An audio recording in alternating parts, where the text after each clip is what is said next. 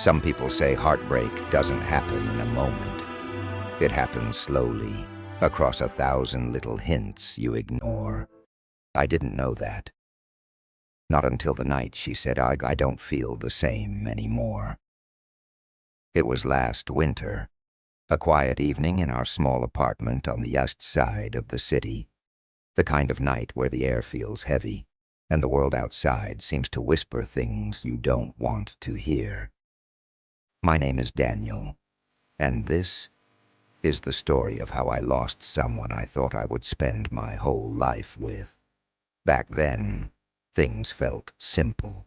We used to wake up early on Sundays, walk to that tiny cafe near the river, and share one cup of coffee like it was enough for both of us.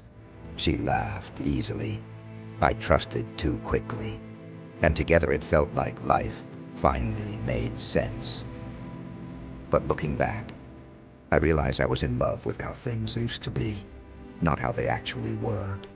Because somewhere between our busy schedules, forgotten conversations, and the silence that started living between us, we drifted, inch by quiet inch. It began with the small things. She stopped waiting for me to come home for dinner, stopped sharing the little details about her day, stopped looking at me the way she used to. One night, she came home late, cold hands, tired eyes. I asked, "Are you okay?" She nodded, but her smile didn't reach her eyes. I should have asked again. I should have held her. But I did what most people do. I pretended everything was fine. Because sometimes, the truth feels heavier than the lie. It was raining that night. The city lights blurred against the wet window, and the apartment felt colder than usual. She sat on the edge of the bed, hands trembling slightly. "Daniel," she whispered, "I don't think this is working anymore." My chest tightened. I felt the world tilt. "What do you mean?" I asked, though I already knew. Her voice cracked. "I tried, but I don't feel the same. I don't want to hurt you, but staying would be a lie." I didn't shout. I didn't beg. I just sat there, listening to the sound of my own heart breaking. Because when someone is already halfway out the door, holding them only teaches you how painful letting go can be.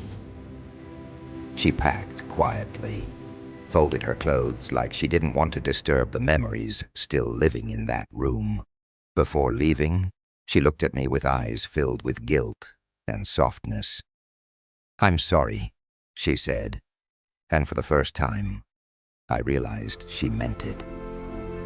The door closed behind her, a soft click, and the silence that followed felt louder than thunder. I sat on the floor for hours, feeling the emptiness she left behind. Not just in the room, but inside me. Weeks passed.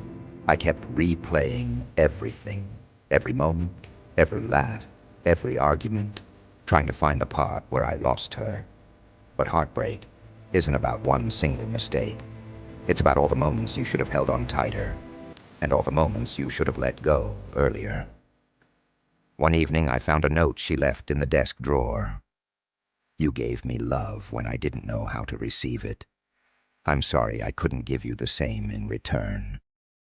That was the moment I understood. Sometimes people don't leave because they stopped loving you. They leave because they can't love you the way you deserve. The lesson I learned: heartbreak doesn't destroy you. It reshapes you. It teaches you. One, love can't be forced. If someone wants to leave, love means opening the door. Two, silence speaks louder than words. When someone stops trying, that's the real goodbye. Three, losing someone isn't the end. Sometimes it's the beginning of finding yourself again.